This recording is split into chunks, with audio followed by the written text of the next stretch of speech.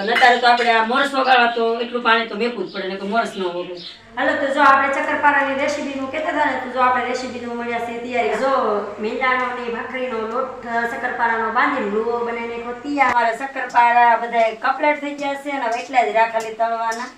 હાલો તો જો આપણા શક્કરપારા મસ્તીના ઘેરે બની ગયા, દુકાન કરતા ટોંગ બને. આમ જોવો તમે. તો આજ અમારે છે ને મિત્રો શક્કરપારાની રેસીપીનો વિડીયો બનાવવાનો છે. તો જો એમાં તો આપણે પહેલા તો છે ને માપ કરી લીધું છે મોરસનું. તો એક વાટકો મોરસ નાખવાની છે ને બાકીનું બધું આપણે લઈ તમને બતાવી. તમે કેવી રીતના શક્કરપારા કરો પાછા કમેન્ટ કરીને કહેજો, કેમ કે જો આપણે અત્યારે એટલી ખાંડ લીધેલી છે અને એને પાછું ગરમ પાણી કરવું પડે, કેમ કે મોરસ તો બધી ઓગાળવી જ પડે. હજી આપણે થોડું ઘટતી હતી મોરસ, તો આપણે પાછી એક ચમચીનું માપ લઈને નાખી દીધું છે. એટલે મતલબમાં એક વાટકો આપણે નાખી દીધું ને હવે આપણે એ પાણીનું માપ તો કરવું જ પડે. તો આવી રીતનું જો એક વાટકો પાણી નાખ્યું આપણે, હજી થોડુંક નાખી દઈએ, કેમ કે લોટ તો બાંધવાનો હોય મિત્રો. પછી તો પાછો તો આપણે એમાં કેમ કે થોડુંક ઉમેરીને પાણી નાખીને તોય હાલે. પણ અત્યારે તો આપણે આ મોરસ વગાડવા તો એટલું પાણી તો મેકવું જ પડે ને કે મોરસ ન વગડે. તો હાલો આપણે બધું તમને બતાવી, કેમ કે લોટને એવું બાંધી નહીં તો આ મોરસ વગાડ નાખીએ આ અમારે દેશી સ્ટાઇલમાં. ત્યાં સુધી વિડીયો બના રહેશે.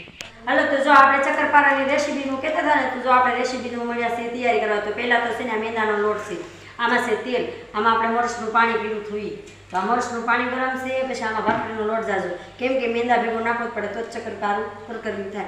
અને ઘટે તો આ પાણી નાખવાનું છે. હવે આપણે મેંદો સાળી લઈએ, કેમ કે મેંદો સાળવો જ પડે. તો જો આવી રીતનું આપણે છે ને મેંદો સાળવા મળ્યા છે. કિલો લોટ મેંદાનો છે, પછી તો ઘઉંનો એ પ્રમાણે જોતો પ્રમાણે આપણે લેવાનું છે. તો જો આવી રીતનું આપણે મેંદો સાળીને કપલેટ કરી નાખીએ આગળ ફટાફટી. પછી નાખી દઈએ મોણેમાં, કેમ કે મોણ તો થોડું નાખવું જ પડે. એટલે પછી ભાખરીનો લોટ આપણે પાછો નાખવાનો છે એમાં, પણ આ મેંદો સળાય જાય ને પછી નાખી ભાખરીનો લોટ. અને તમે કેવી રીતના બનાવો, કેવી રીતના નહીં, પાછા અમને કમેન્ટમાં જરીક જણાવજો. હજી તો કોઈ જે બનાવી નથી, ટ્રાય કરીશી શક્કરપારાની. અને શક્કરપારાની રેસીપીનો વિડીયો તમે આખો અમારો એ સુધી જોજો, એટલે ખબર પડે અમે કેવા બનાવો, તમે કેવા બનાવો. તો જો આપણો મેંદો કપલેટ સળાઈ ગયો છે. હવે એમાં લઈ લઈએ આપણે ભાખરીનો લોટ, કેમ કે થોડો ભાખરીનો લોટ નાખીએ તો મસ્તીનો કકરિયાવાળો બને. જો આપણે ભાખરીનો લોટ પણ મસ્તીનો સાળી લીધેલો છે ને હવે એને આપણે પહેલાં મિક્સ કરી નાખીએ, એટલે આપણને ખબર પડે ને કેટલો લોટ કસવામાં નાખવો કેટલો નહીં એમ. તો હજી પણ થોડો નાખવો પડશે, કેમ કે હજી ચિકાશ જેખો જ લોટ લાગે, એટલે હજી આપણે નાખશું થોડો, કંઈ નહીં નાખીએ એમ નહીં, એટલે થોડોક નાખી દઈએ. તો જો આપણે ભાખરીનો લોટ ને મેંદાનો લોટ બે સાળીને મિક્સ કરી નાખ્યું છે. હવે એમાં આપણે નાખી દઈએ મોણ, કેમ કે મોણ તો થોડું વધારે જ નાખવું પડે તો જ શક્કરપારું પોચું થાય. એટલે અમારે ઘીવાળા કોક ખાય કોક ન ખાય, એટલે ઘી નથી નાખતા, બાકી તેલ નાખવાનું છે પ્યોર.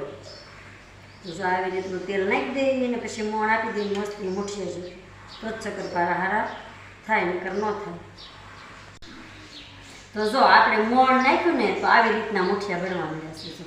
તો આવી રીતના મુઠિયા બને ને ત્યાં સુધીનું મોણ નાખવાનું, પછી તો બહુ ન નાખવાનું. જો આવું મુઠ્ઠી બની જાય. હવે આપણે મોરસનું પાણી એમાં એડ કરી દેવાનું છે આપણે, પણ એ થોડુંક આમ મસળી લઈએ ને તો મસ્તીનો મોણ આવી જાય એમ. પછી મોરસનું પાણી નાખી દઈએ.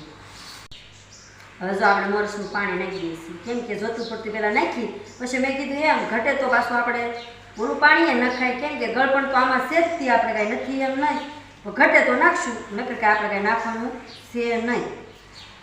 તો જો આવી રીતનું નાખી દીધું છે પાણી, તો નહીં ઘટે, પાણી નહીં ઘટે, બરોબર જ થઈ જશે. આપણે માપ કરેલું જ હતું. તો આપણે જો મેંદાનો ને ભાખરીનો લોટ શક્કરપારાનો બાંધીને લુવો બનાવીને નાખો તૈયાર. તો આવી રીતનો લુવો બનાવી નાખો. હવે આગળ વણવા મળી. હાલો તો જો આપણે લુવું બનાવી નાખ્યું છે અને હવે વણવા મળ્યા છે શક્કરપારા. તો જો આવી રીતનું તો પહેલાં રોટલી વણવી પડશે, પછી તેનું શક્કરપારાની ડિઝાઇન પાડવાની, એવી કાજુ કોતરીની કેમ પાડે એમ કા મસ્તીના બનશે. તમે જો શક્કરપારામાં આવી રીતના આમ જાડી જાડી બેગ રાખવાની, બહુ પાતળી નહીં કરી નાખવાની, નકર પછી શક્કરપારો ન જામે.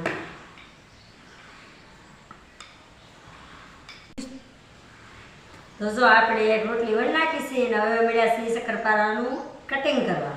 તો આવી રીતનું અમે કટિંગ કરી છે. હમણાં કાજુ કોતરીને બટકા પાડી દેવા છે. તમે શક્કરપારામાં કેવી રીતના કરો છો, કેવી રીતના નહીં, પાછા કમેન્ટમાં જણાવી દેજો અમને, એટલે અમને ખબર પડે. મેં પછી એમ જ બનાવીને જો હવે આને ક્રોસમાં કાપી નાખી, એટલે આપણા શક્કરપારા કપલેટ. તો હાલો જો આપણે છે ને હવે તવામાં તેલ નાખી દઈએ. તો જો આવી રીતનું આપણે તેલ નાખી દીધું છે તવામાં. કેમ કે જોતું પૂરતું નાખી, ઘટશે તો પાછું વશમાં નાખશું. હાલો તો આપણું તેલ હવે આવી ગયું છે. આપણે એમાં શક્કરપારાનું કટિંગ કરેલું છે ને તો એ નાખી દઈએ. પછી કેવી રીતના બને કેવી રીતના જોઈએ તો ખરે જ તેલ કેટલું આવ્યું કેટલું નહીં. બાકી આવી તો ગયેલું જ છે. કેમ કે હાલો તો જો આપણે શક્કરપારા ઓરી દીધા છે બધા હો. એટલે મસ્તીના આવી રીતના બને છે શક્કરપારામાં.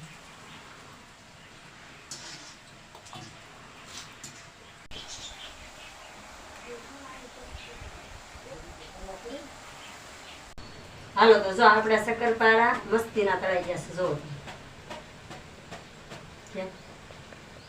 મસ્તીના તળાઈ જાય ને.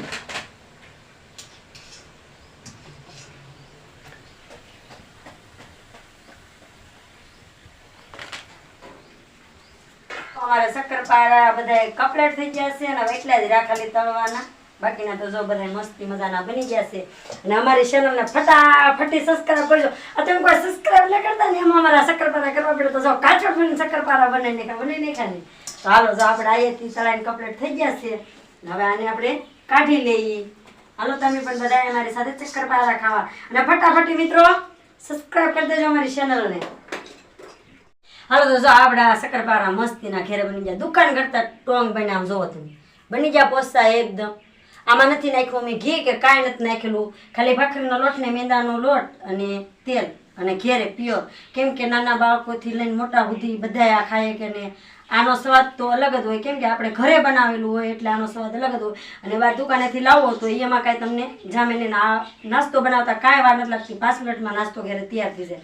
અને તમને જો અમારો રેસીપીનો વિડીયો સારો લાગે તો લાઈક કરજો અને શેર કરજો. અને પડે ને કે રેસીપીનો વિડીયો કેવો લાગ્યો કેવો નહીં. અને હારી કોમેન્ટ કરી દેજો તો અમે આવા વિડીયો તમારે હાટું લેતા આવશું. જેનો વિડીયો બનાવવો હોય અમને કહેજો એટલે અમે તમને બનાવી આપશું. તો જોતા રહેજો અમારા વિડીયોને. અમારી આ ચેનલને ફટાફટી સબસ્ક્રાઇબ કરી દેજો.